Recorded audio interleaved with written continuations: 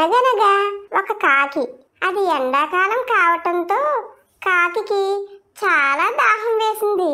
నీళ్ళ కోసం వెతుకుతున్న కాకికి ఒక ఇంటి బయట కుండ కనిపించింది. కాకి కుండ దగ్గరికి వెళ్ళి నీళ్లు తాగుదామని ప్రయత్నించింది.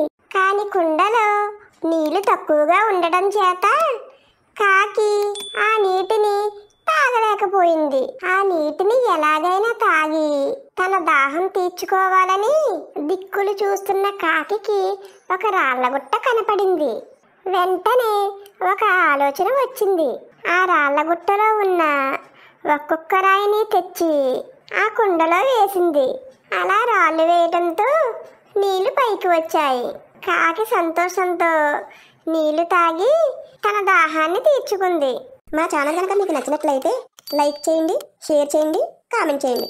అలాగే సబ్స్క్రైబ్ కూడా చేసుకోండి.